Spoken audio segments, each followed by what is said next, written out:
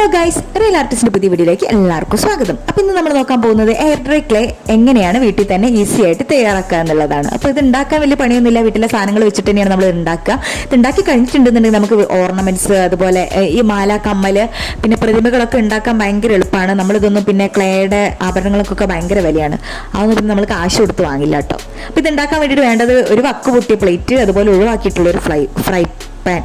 അപ്പോൾ ഞാനിവിടെ എല്ലാ പഴയ സാധനങ്ങളാണ് എടുത്തിട്ടുള്ളത്, പുതിയതൊന്നും എടുക്കരുത്. അതിലേക്ക് ഞാൻ ഒരു കപ്പ് കോൺഫ്ലോർ ആണ് ഇട്ടിട്ടുള്ളത്. അതിനുശേഷം ഞാനൊരു കപ്പ് ഫെവിക്കോൾ അതിലേക്ക് ആഡ് ചെയ്ത് കൊടുത്തിട്ടുണ്ട്. പിന്നെ നമുക്ക് വേണ്ടത് വിനാഗിരിയാണ്. അപ്പോൾ വിനാഗിരി ഒരു 4-5 സ്പൂണ് എന്തായാലും ഒഴിക്കണം. ഒരു 5 സ്പൂൺ എന്തായാലും ഒഴിക്കണം, കാരണം ഒരു കപ്പാണ് അതിൻ്റെ ഒരു കണക്ക് മിനിമം. പിന്നെ നമ്മൾ അതിനനുസരിച്ചിട്ട് ആഡ് ചെയ്ത് കൊടുക്കുകയാണ് ചെയ്യുക. പിന്നെ വെള്ള ആക്രിലിക് കളർ ഒഴിച്ചു കൊടുക്കണം, അതിൻ്റെ ഒരു കളർ കിട്ടാൻ വേണ്ടിയിട്ടാണ്. പിന്നെ ഒരു 4 സ്പൂണോളം ഓയിൽ, കുക്കിംഗ് ഓയിൽ വേണം, വെളിച്ചെണ്ണ ഒഴിക്കരുത് കേട്ടോ. ഇത്രയും ഒഴിച്ചിട്ട് നല്ലപോലെ ഒന്ന് മിക്സ് ചെയ്തെടുത്തതിന് ശേഷം നമ്മൾ എന്ത് ചെയ്യുക, നേരെ ഗ്യാസ് അടുപ്പിലേക്ക് കയറ്റുക. ഗ്യാസ് അടുപ്പിലേക്ക് കയറ്റിയതിന് ശേഷം തീ ഒരുപാട് കൂട്ടി വെക്കരുത്, ലോ ഫ്ലെയിമിൽ തന്നെ വെച്ചിട്ട് നല്ലപോലെ വേവിച്ചെടുക്കുക.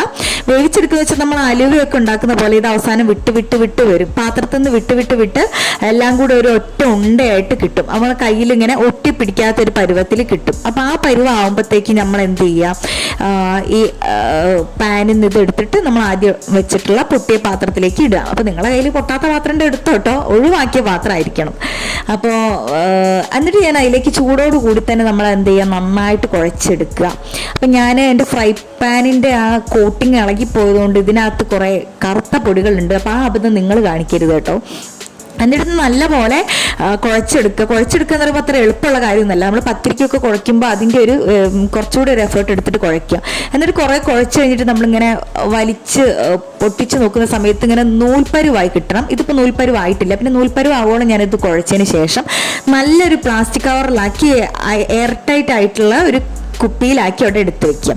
പിന്നെ ഇത് വെച്ചിട്ട് ഞാൻ കുറേ ജ്വല്ലറികളും പ്രതിമകളൊക്കെ ഉണ്ടാക്കിയിട്ടു. എനിക്ക് എന്തായാലും ഭയങ്കര സന്തോഷമായി.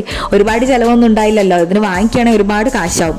അപ്പോൾ എന്തായാലും നിങ്ങളും ഇതുപോലെ ചെയ്യുക. അപ്പം എൻ്റെ വീഡിയോ ഇഷ്ടപ്പെട്ടെന്നുണ്ടെങ്കിൽ നിങ്ങളുടെ ചാനലിലോട്ട് വീണ്ടും വരിക. ഇനി വേറൊരു വീഡിയോ ആയിട്ട് ഞാൻ വീണ്ടും വരുന്നതായിരിക്കും. അതുവരേക്കും ബൈ ബൈ.